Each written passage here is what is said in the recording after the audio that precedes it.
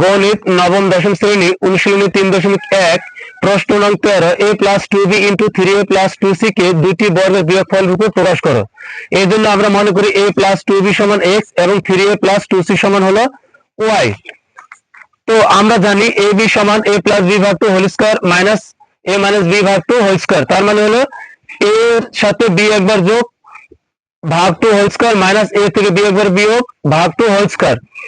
একইভাবে আমরা a + 2b সমান যদি x এবং 3a + 2c সমান যদি y ধরি, তাহলে আমরা x আর y যদি পাশাপাশি লিখি তাহলে ab এর মতোই হয়।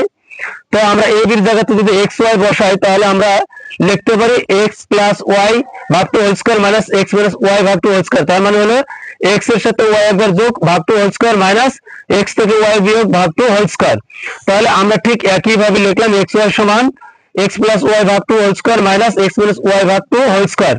আমরা x এর মান বসালাম a + 2b এবং y এর মান বসালাম 3a + 2c ভাগ 2 হোল স্কয়ার, মাইনাস এর মাইনাস x এর মান a + 2b।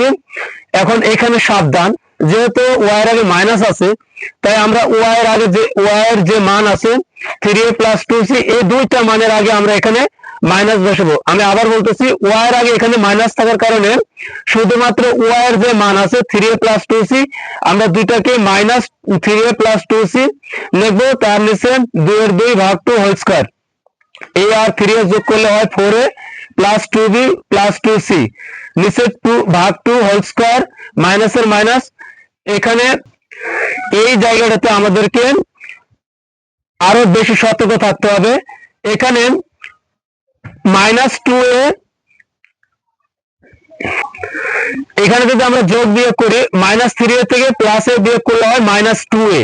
আমরা এই -2a টা পরে লিখবো আর +2b টা আগে লিখবো। এখানে আমি আবার বলতেছি +2b টা আগে লিখবো আর -2a টা পরে লিখবো, তাছাড়া আমাদের অঙ্ক ভুল হবে। এরপর লিখবো আমরা -2c ভাগ 2 হোল স্কয়ার।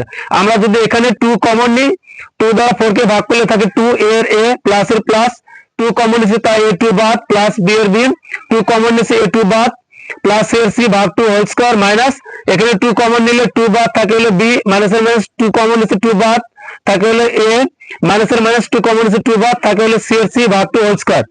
আমরা a2 আর a2 কেটে দিব, উপরে আর নিচে a2 কেটে দিব, উপরে 2 নিচে 2 কাটা, এখানে থাকে 2a plus b plus c whole square minus এখানে থাকে b minus a minus c whole square.